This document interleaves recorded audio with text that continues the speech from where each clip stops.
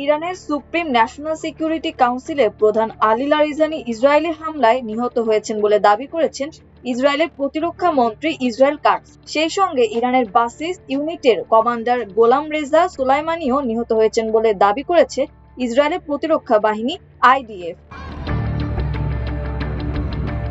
BBC জানিয়েছে, মঙ্গলবার এক বিবৃতিতে ইসরায়েলের প্রতিরক্ষা মন্ত্রী কাটজ বলেন, রাতভর ইসরায়েলি হামলার পর ইরানের শীর্ষ নিরাপত্তা কর্মকর্তা আলী লারিজানি নিহত হওয়ার তথ্য তিনি মাত্রই পেয়েছেন। তবে ইরানের পক্ষ থেকে এ বিষয়ে এখনো কোনো বক্তব্য আসেনি। ইরানের বার্তা সংস্থা মেহের ও তাসনিমের বরাত দিয়ে বিবিসি লিখেছে, আলী লারিজানির বিষয়ে শিগগিরই একটি বিবৃতি প্রকাশ করবে তেহরান।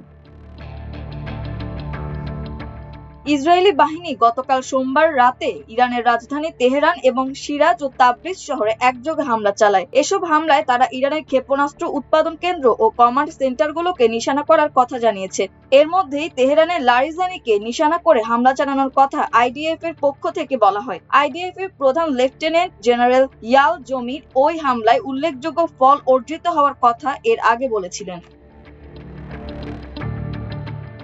আইডিএফ বলেছে, চলতি বছরের শুরুতে ইরান সরকার বিরোধী বিক্ষোভ দমনে জড়িত বাসিস ইউনিটের কমান্ডার গোলাম রেজা সোলাইমানিও তাদের আরেক হামলায় নিহত হয়েছেন। টেলিগ্রামে এক পোস্টে আইডিএফ এর পক্ষ থেকে বলা হয়, 6 বছর ধরে রেভলিউশনারি গার্ডস সম্পৃক্ত ওই মিলিশিয়া বাহিনীর নেতৃত্ব দিয়ে আসছিলেন সোলাইমানি। তাকে নিশানা করে সোমবার হামলা চালায় ইসরায়েলের বিমান বাহিনী। এ বিষয়েও ইরানের সংবাদ মাধ্যমে এখনো কোনো তথ্য প্রকাশ করা হয়নি।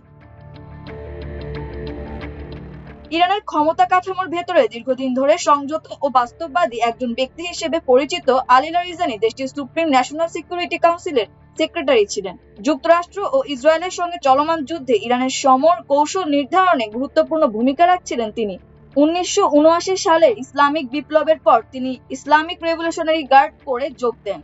পরে সরকারের বিভিন্ন দায়িত্ব পালন করেন, সংস্কৃতি মন্ত্রী হিসেবেও কাজ করেন। একসময় রাষ্ট্রীয় সম্প্রচার সংস্থা IRIBর প্রধানও ছিলেন।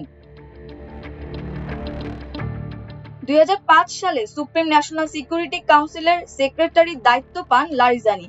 পারমাণবিক কর্মসূচি নিয়ে পশ্চিমাদের সঙ্গে আলোচনায় ইরানের নেতৃত্ব দেন তিনি, তবে পরে সেই দায়িত্ব ছেড়ে দেন। 2008 সালে লারিজানি এমপি হন এবং টানা 3 মেয়াদে স্পিকার হিসেবে দায়িত্ব পালন করেন। 2015 সালে পারমাণবিক কর্মসূচি নিয়ে চুক্তি অনুমোদনে তিনি গুরুত্বপূর্ণ ভূমিকা রাখেন। 2025 সালের আগস্টে লারিজানি আবার নিরাপত্তা কাউন্সিলের সেক্রেটারি পদে ফিরে আসেন এবং তারপর থেকে তেহরান প্রশাসনের একজন গুরুত্বপূর্ণ ব্যক্তি হিসেবে বিবেচিত হচ্ছিলেন।